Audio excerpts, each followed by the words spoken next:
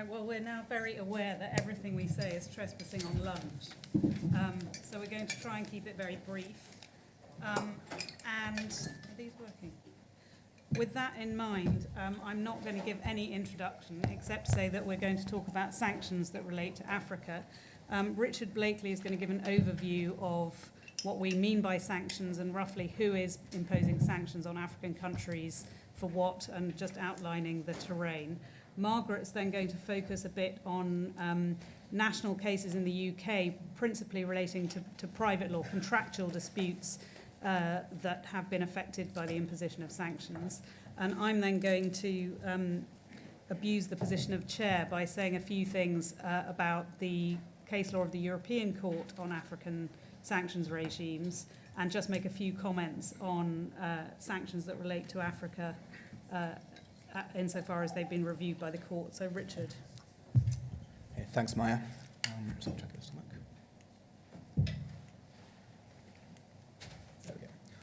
So, just to give a general overview of what we are talking about when we talk about sanctions relating to Africa, the starting point really is where the sanctions come from.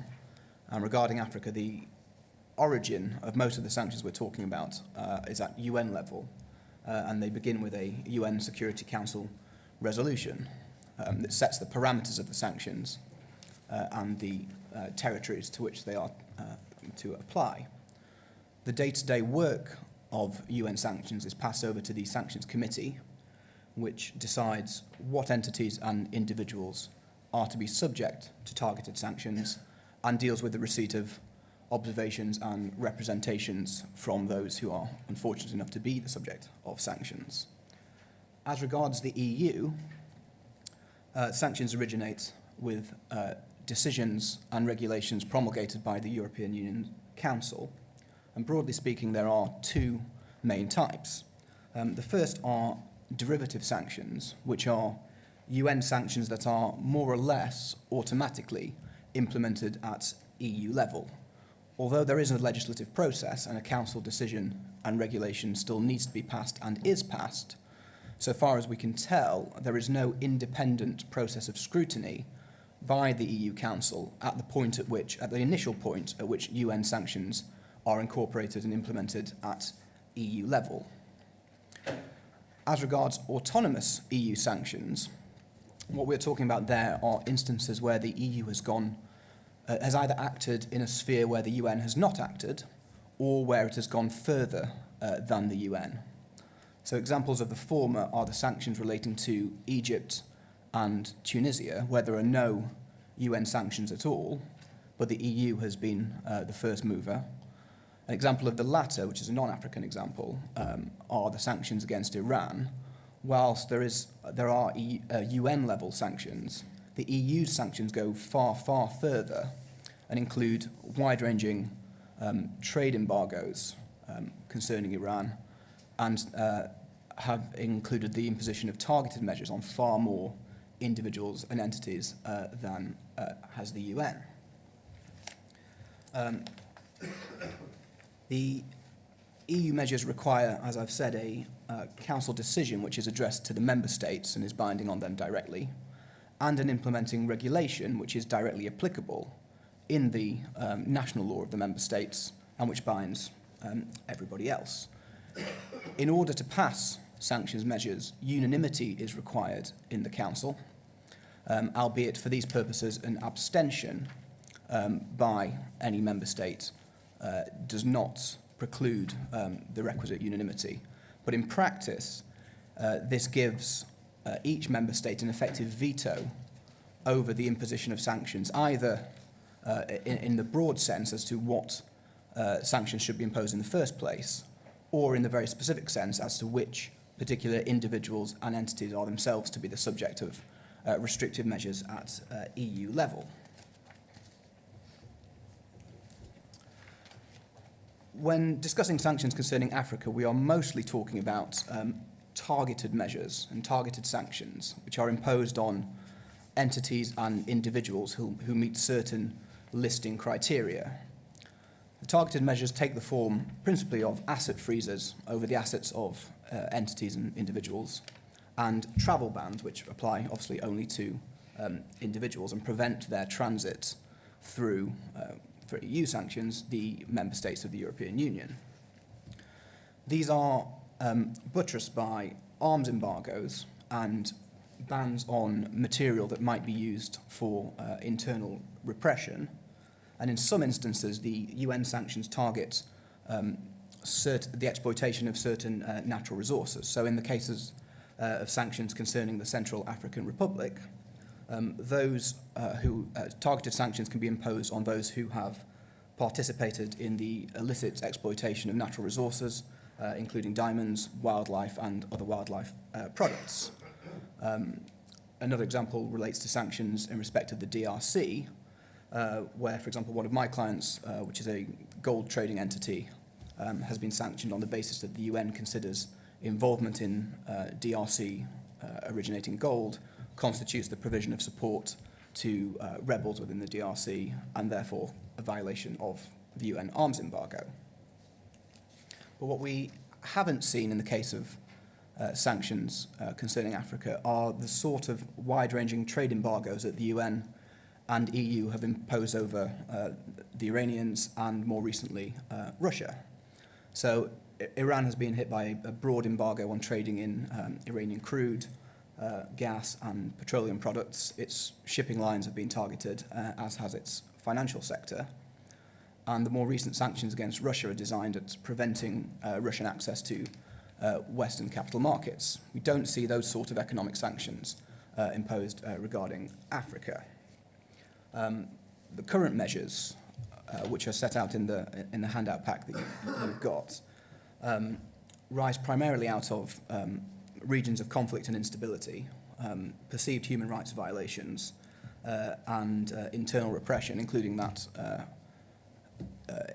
occasion in the so-called Arab Spring, and the danger of subsequent misappropriation of state assets by the rulers of various territories. They are, it seems, intended to be protective as well as punitive.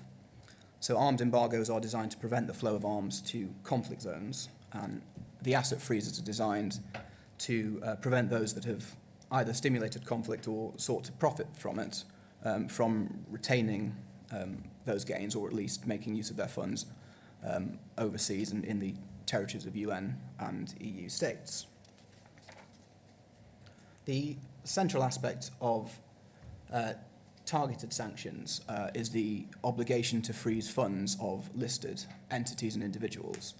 This is really two obligations, one positive, to freeze funds and economic resources which belong to or owned or held or controlled by the listed entities and individuals, as well as a negative obligation not to make funds or economic resources available to those same listed entities and individuals.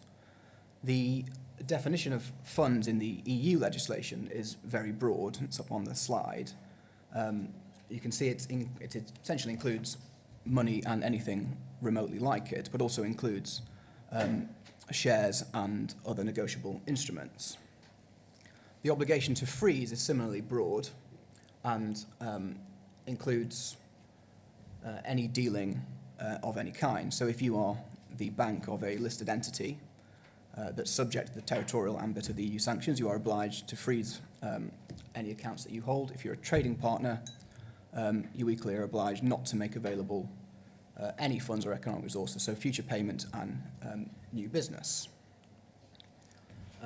Economic resources have a equally wide definition in that they are anything that is not funds but which can be exchanged for funds.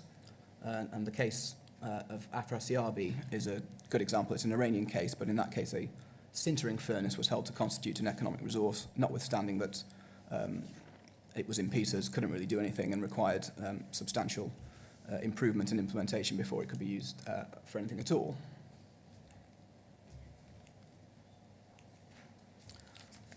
There are exemptions contained within the sanctions legislation. They are peculiar to each regime, but there are commonalities. Most concern either old contracts entered into before a particular entity or individual was sanctioned, and includes payments, for example, for humanitarian or other perceived beneficial purposes. The exemptions and the day-to-day compliance with the sanctions regimes are policed by, within the EU, the competent national authorities. So in the UK, that's HM Treasury. And they are empowered to issue licenses, certifying, in effect, that a particular transaction is properly exempt from the fund freezing regime. It's important to note, though, that care must be taken even when you've obtained a license. And I'm going to break from usual practice by including a losing case of mine in a talk. So this case, C585 of 2013, the EIH case, it's quite a stark example of over-reliance, or what transpired to be over-reliance on the national regulator. In that case, EIH, which is a German bank, had obtained licenses for a number of transactions from the Bundesbank, which is the competent authority in Germany. It also obtained general approvals for a form of transaction which enabled it indirectly to trade with sanctioned Iranian banks in respect of old business and obligations arising before the Iranian banks were sanctioned. The Bundesbank had given the green light for this method, and it appeared also to EIH that other member states had taken a similar view. It transpired the EU Council disagreed, and EIH was placed on the asset freeze list on the basis of the very same transactions that the Bundesbank had authorised, in respect of which it had been granted a licence.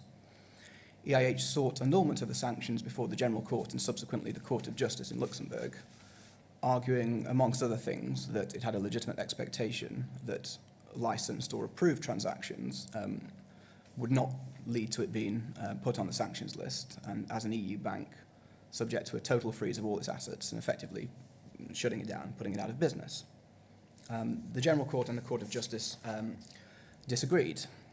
If the Bundesbank got it wrong, that was the problem of the Bundesbank and nothing to do with the Council. The legislation was, the court said, clear and unambiguous, and general approvals were insufficient. And the EIH ought to have known this, despite the fact that the Bundesbank and several other national regulators had taken the opposite view. So getting a license is not a complete green light, and care needs to be taken when advising clients who are seeking licenses from HM Treasury or from their national regulator to take care that those licenses are properly granted, and extra scrutiny is required by lawyers advising commercial parties who are the beneficiaries of licenses. So with that, I'm going to pass over to Margaret, who's going to talk about some of the UK case law. Thank you, Richard. I propose to make 5 points, and I'm going to, in relation to the topic of sanctions cases before the English courts, and I will do that in part by reference to the cases that are listed in the handout, which is in your pack. So, and the 5 points that I hope to address are these. The first point is I'll deal briefly with the types of cases that come before the UK courts. That's both in the public law stream and private law stream. And then I'll focus on public action. So my second point will be looking at generally the legal principles involved in the types of situations where sanctions issues may arise in private and commercial cases. For my third point, I'm going to deal with an example of a particular case. That's the Iranian shipping lines case, to consider how sanctions issues can arise and need to be determined in the context of the provision of insurance, where one of the parties to an insurance contract then becomes a designated entity. And my fourth point, I'll take a second example and look again at frustration in the context of payments which need to be made under a bank guarantee, again, where one of the parties becomes a designated entity. And for my last point, I'll deal briefly with some of the public law issues arising. So the first point is the sources are the likely places where you might come across sanctions cases in the English courts. First of all, there are the public law cases that have arisen. I've listed 4 of those cases, the first 4 cases on the handout. I will deal briefly with those again at the end of the talk, but suffice to say that the possibilities for parties to obtain public law remedies, that is principally when they're trying to challenge a listing decision or something ancillary to a listing decision, such as a licence decision, are pretty limited before the English courts, principally because of the jurisdiction of the Luxembourg courts to annul and review those types of decisions. And Maya is going to be looking at that in some detail in her talk. So the second source of cases that's in the private law sphere then principally concerns disputes which concern the effect of sanctions on pre-existing contractual relations. And so my second point is, in what particular types of situations might these types of private actions arise? And typically it's where there are parties to a contract whose obligations are arguably affected by the imposition of a sanctions regime simply because there are then external restrictions which are imposed on dealings either by one of the parties or with one of the parties where a party is a designated entity. Before the English courts, it's principally the Iranian regime which has given rise to most of the case law, although more recently there are a number of judgments concerning Libya and the Libyan Investment Authority, and that's one of the cases that I do propose to look at in a bit more detail. The types of legal principles that you would be looking at, force majeure, whether or not the sanctions event is contemplated or falls within the scope of a force majeure clause as drafted by the parties. That has been considered by the courts. And perhaps more commonly, frustration, the doctrine of frustration, whether or not, because of the change in circumstances, the performance of the contract would call upon the parties to act in a radically different way as compared to the obligations that they had undertaken when they entered into the contract.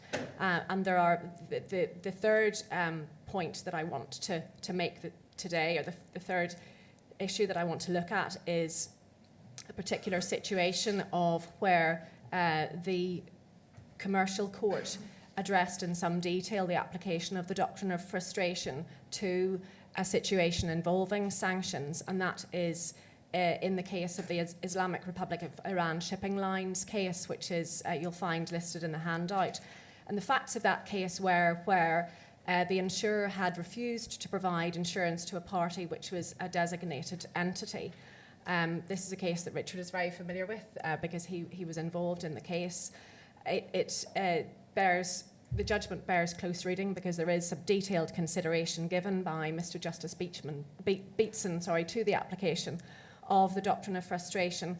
But in that case, what happened was that the underwriter sought to get out of its obligations under the insurance contract on the basis that Iran Shipping Lines had become a designated entity.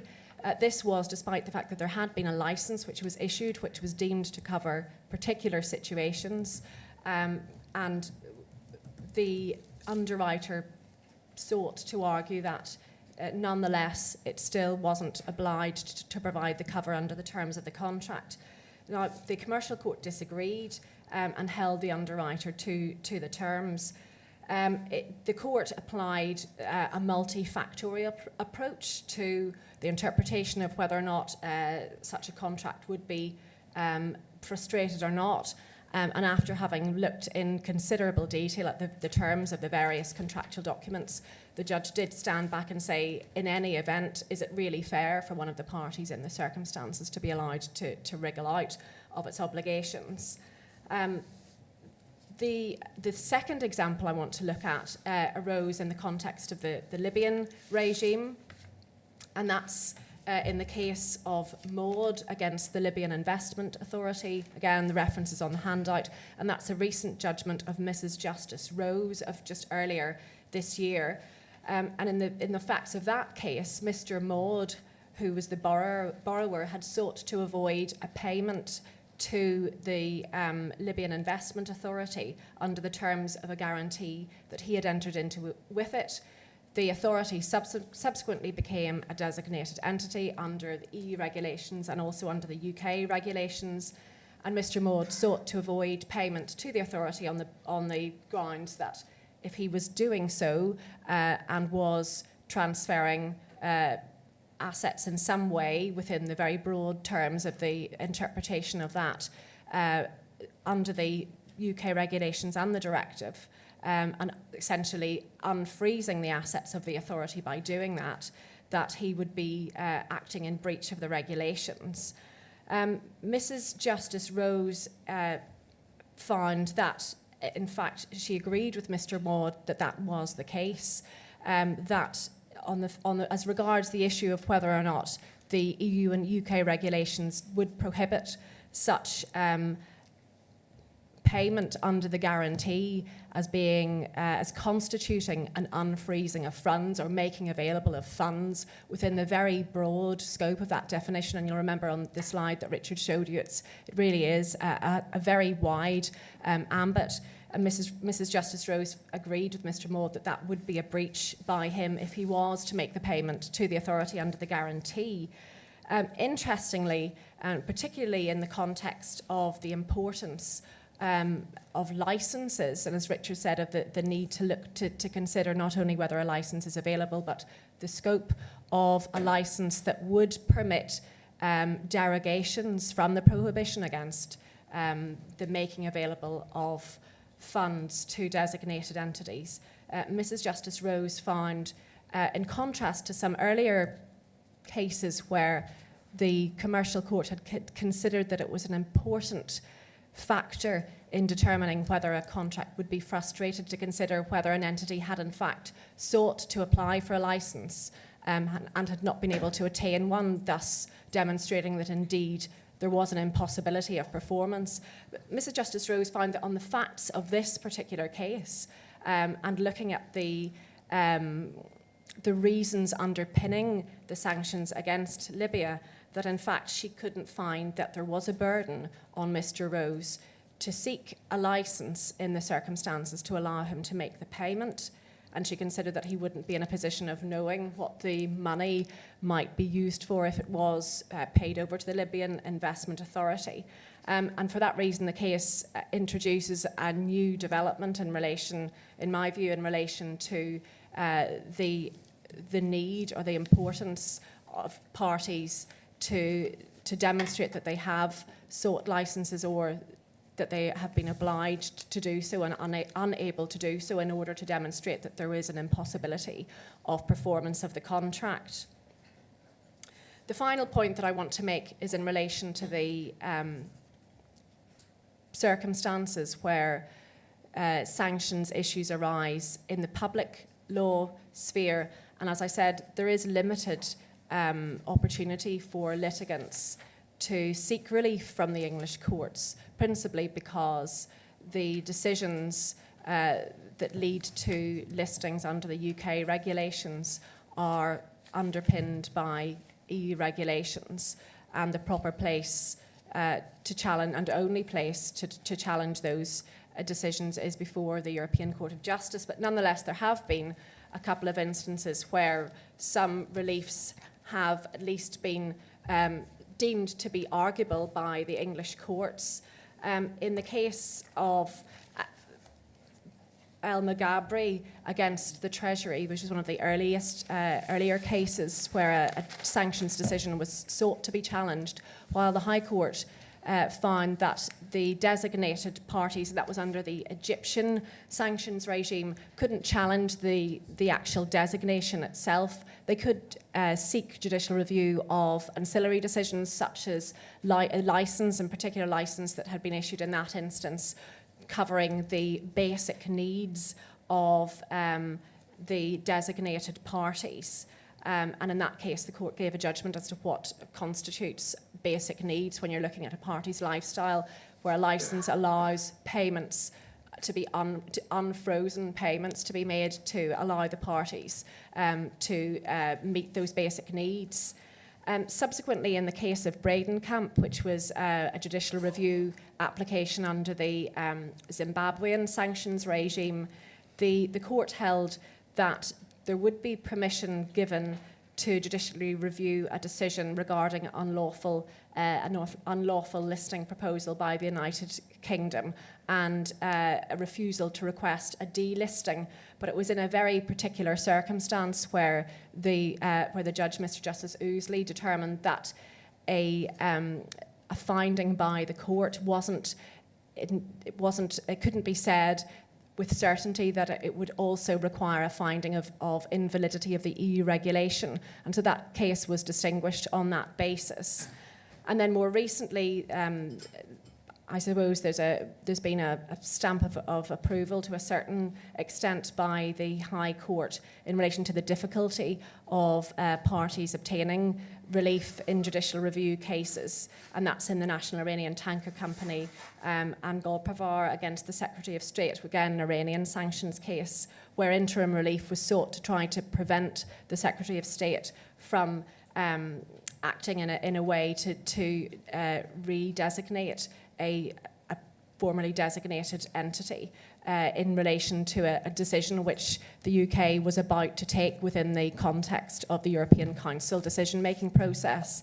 And in that case, while it was considered by Mr. Justice Green that there was an issue to be tried, this was an application for interim relief, that nonetheless, when looking at the balance of convenience, the balance was very much stacked against a party who was seeking to interfere with the decisions of the government in relation to these kind of listing decisions.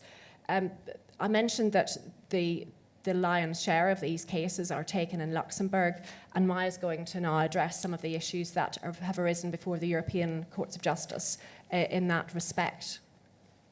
Thanks, Margaret.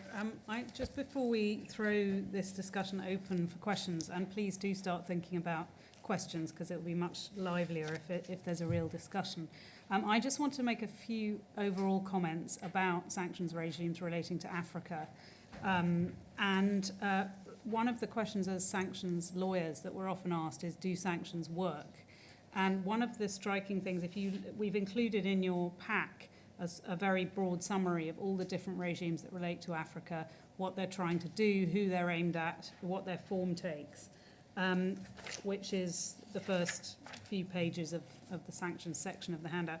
And one of the striking things about them, I think, is that, of course, these are highly political kinds of regimes. So they're imposed by intergovernmental political bodies, namely United Nations and the European Union.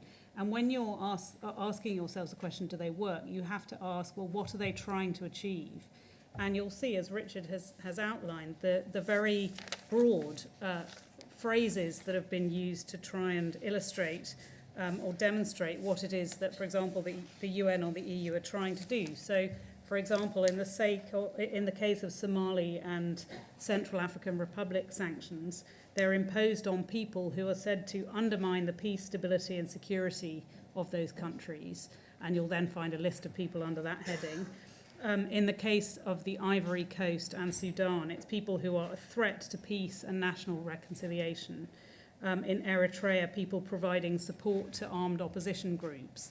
And so what's happened with these regimes is that a decision has been made that certain people fall within those kinds of phrases. But what you don't see ever is a list of steps that countries have to take, and if they undertake them, sanctions will be lifted, or very particularly targeted aims which the sanctions are trying to achieve. And that's no doubt partly because these are compromises between 28 member states in the case of the European Union, 198 states, I think it is, of the United Nations. And it can have very striking results. So, for example, in the case of sanctions against Russia, obviously not for discussion today, you will not find on the EU's Russia sanctions list President Putin or anyone connected with him in a narrow sense, despite the fact that what sanctions are supposed to be doing is targeting decision makers who can actually impact on the policies that the sanctions are aimed at. And I think the cases that have been brought to the European Court to some extent just illustrate the extremely far-reaching nature of the foreign policy power that the UN has and the EU has. And unusually in the case of the UN, this is a power to actually impact very strongly, as Richard has said, on the lives and businesses of individual people. So this is not the UN acting in its capacity of lawfully waging war or making intergovernmental decisions, but actually deciding who should go on blacklists and should thereby be prevented from holding assets, being given assets, or travelling sometimes on a worldwide basis. So what's the extent to which a court will intervene if you are on a blacklist? Well, if you are looking at the much broader kinds of sanctions that Richard talked about, not asset freezes and travel bans, but for example, arms embargoes or embargoes on certain kinds of products going to certain African countries, the answer there is that no court will intervene, as far as I'm aware, because that's seen as, rightly or wrongly, seen as a sort of political and executive kind of decision, and not one where where it's the role of a court to intervene. So even if your business is wiped out by that kind of sanctions, there won't be any legal recourse that I'm aware of. And if you've been targeted for blacklisting or for this broader kind of sanctioning by the United Nations, the answer is the same, because the UN doesn't have any form of court, of course, that will review its decisions, and it's traditionally seen as inviolable. And so again, if you're subject to UN sanctions relating to African regimes, at least, there's nothing that any court will do about it. Now, the European Court has become known in legal circles for being very activist when it comes to sanctions. So different story. You have hundreds and hundreds of cases brought to the European Court in Luxembourg by the targets of sanctions of different kind, including African sanctions. And roughly half, I think that's my rough head count, roughly half of these cases have won and half have lost. So that's quite a strikingly high number of success rates in overturning sanctions in the European Court. But insofar as African sanctions go, and if you want to get into the detail of all this in discussion, that's fine. But insofar as African sanctions go, there haven't been very many successes. And what I think a review of the Africa case law shows is, as I've said, how far-reaching the sanctions power goes and how limited the court has been, rightly or wrongly, in its intervention. So what do I mean by this? Well, first of all, because of the nature of the sanctions, the phrases that Richard's talking about, undermining the rule of law, violating a reconciliation process, these kinds of things, very sometimes serious allegations of misconduct of a kind of high criminal corruption nature have been made published publicly in all of these sanctions measures about a list of people. Maybe rightly, maybe wrongly, but very serious allegations are made. By contrast to the case law of the court, the European Court on terrorist sanctions, where the court has required that if allegations of that very serious kind are to be made, there has to be a decision of some national authority which respects the rule of law, deciding that you have indeed been involved in terrorist conduct. By contrast to that case law, when it comes to regimes like the African sanctions regime and others, the court has not required any kind of evidential threshold of that kind at all. So what that means is when you see the lists of outrageous conduct said to have been committed by the blacklisted people and companies, there is no requirement that any of that should be supported by any kind of evidential threshold. And the court, in the cases relating to Zimbabwe that I've included on the handout, have said that there is no requirement on the EU institutions to conduct that kind of person-by-person analysis of whether, in fact, there is some kind of credible evidence that this person has been involved in such conduct. So when you look at the list, it's worth bearing that in mind. Secondly, this has now gone further in the sense that there are actors, people not related to state entities, so non-state actors, people with no government connection, no government position, who now have been added to a number of Africa sanctions regimes on the grounds of committing heinous crimes and conduct. And the court has also said that that's okay in these cases. They've said that if you have committed certain kinds of acts of violence or corruption, then if the state has a history of a sort of state-led acts of repression against its people, then certain acts of misconduct in the past, even by non-state actors, are lawfully within the scope of sanctions. So what it effectively means is you can have people unconnected with the state who the European Union in third countries like Africa decides to blacklist within the EU, and there won't be any review by the court.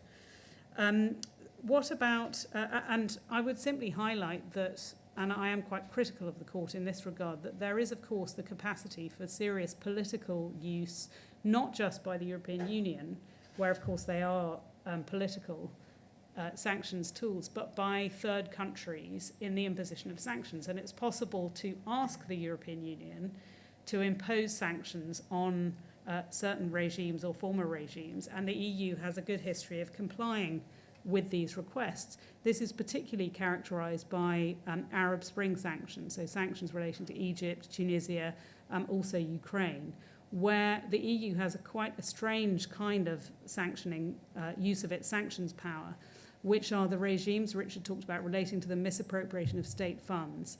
And here what the EU has done is used this rather one-size-fits-all sanctioning power it has to freeze assets, to grant to countries asset freezing orders like Mareva orders, for those of you who are commercial lawyers.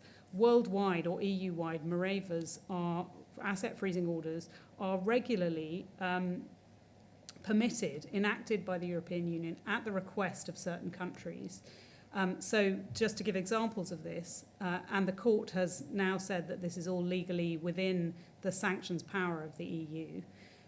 In the case of Egypt and Tunisia, the prosecuting authorities in Egypt and Tunisia, just after the revolutions there, have written letters to the authorities in the European Union saying we would please like you to impose EU asset freezing measures on, for example, Mubarak and his regime and Ben Ali and his regime, and we would like them not to be able to hold funds in the EU or travel to the EU. And the EU has regularly simply accepted those requests, immediately imposed asset freezing orders. And again, when I say no evidence is required to show that these people have been stealing state funds, the court has now said that you don't need any sort of conviction for misappropriating state funds, nor even do you need to be criminally charged with or being tried for misappropriating state funds. All you need is for the prosecutors in those countries to have opened a file investigating you. And immediately you can see the capacity for political misuse of sanctions powers by countries who simply, it's very easy to open an investigative file against someone without necessarily there being any, again, kind of evidential threshold. So I'll leave it there and throw it open for questions. I would say on that list, the final point about the European case law is it is quite a technical court, the court in Luxembourg. So you will see in those cases very, very strict use of time limits kind of powers when it comes to African cases. So even where there's been civil war in a country, the court has said that that's not and all communications were down. That's not a reason to extend the strict 2-month time limit that the court has. The court has, in a couple of cases, said that the EU has gone too far, where it has been sanctioning people years and years after the regime that's been targeted have fallen, and there are a couple of examples there. Anyway, we'd very much like to throw it open for questions, and please let us know I think we just have a very few minutes before you get to have lunch, but let us know if there are other sanctions topics or comments that you have. Yes. Yes, hi, it's Roger Matthews from DECUS in the International Trade Team. In your list of cases, you've got European cases and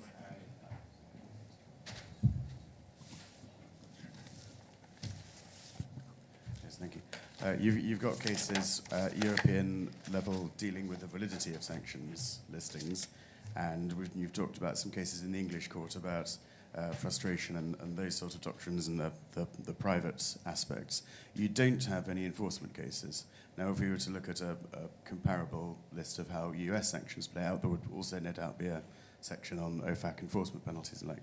Does the fact that there hasn't been much enforcement in the EU slightly undermine the effectiveness of EU sanctions? I mean, there is some enforcement action in the what we don't have is any prosecutions or judgments. That doesn't mean that there haven't been penalties for breaches of sanctions imposed by, for example, the Treasury. But you're completely right to say that. And there has been a notable absence of any prosecutions so far for breach of sanctions. Not so for export control rules, but for sanctions. And you're also right that that contrasts with the US. So in a sense, yeah, that's another aspect of, do these actually work? But equally, although there haven't been any prosecutions for breach of sanctions, you could say that the enormous industry around complying with sanctions not only means that entities are very aware of complying, but they're also sort of over-complying in some sense with sanctions regimes, which is another topic. But you're right that there are no prosecutions or decided cases. Yes, at the back. My name's Christopher Loxley. I'm the head of sanctions compliance for Deutsche Bank for the EMEA region. I'd be interested in your opinion about, because the rise of digital platforms and payment in Africa, I'd be interested in your views of cryptocurrencies like Bitcoin and their implications for sanctions enforcement. How do I freeze a Bitcoin?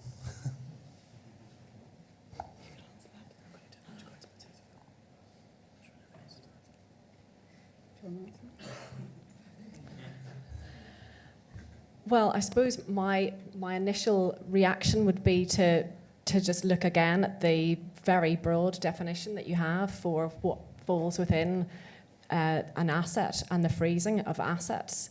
And given the interpretations that have been given to that provision by the Court of Justice, and even in the few cases that we've had before the English courts, I don't understand the full technical details behind how Bitcoin operates, but if there is some kind of asset travelling from one party to another, and given the very broad definition of assets, I think that it's very possible that it would fall within that definition. Practically speaking, the steps that would need to be taken, I suppose that's a separate issue. I don't know whether you want to add something, Richard. Well, you'll see from my wrestling with a PowerPoint that I don't have the technical expertise to answer this question. I think Margaret's right that provision of funds via digital cryptocurrency would constitute a breach of the sanctions regime. The question is the extent to which you can do anything about it.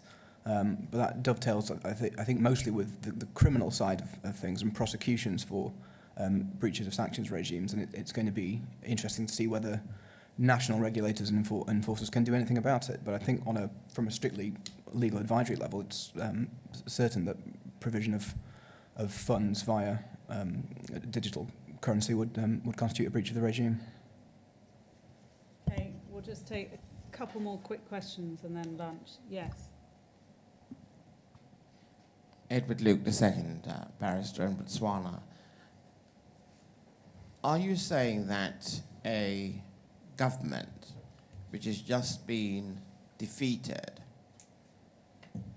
and the new government comes in, decides that it wants to punish the old government and therefore brings an application for its assets to be frozen, that your courts would permit the assets of the previous regime to be frozen without any evidence whatsoever?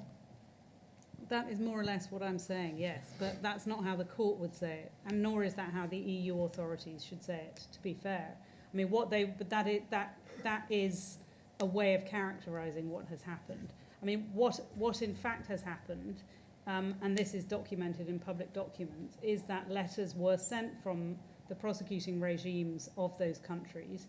It's true that in many cases there were in fact investigative files opened relating to certain people. And it's also true that the EU acceded to the requests for assets to be frozen and that those related to members of the former regime. Now, the reason that the court has not, I mean, if you see that, you can either see that as a lawful use of the sanctions power that the EU has, and the reason the court has done it is because it has post-Treaty of Lisbon, the EU has extremely broad sanctions imposition powers. And so all it has to do is make a decision that it will impose sanctions on a certain country, and that it is once it has a political decision of that kind, it has the power to impose individual asset freezes and travel bans. And so the court has simply said it's within that power there is a decision which imposes sanctions on Egypt and Tunisia, for example. It happens to be on the old regime, and the court has rejected arguments that that is an abuse of sanctions power.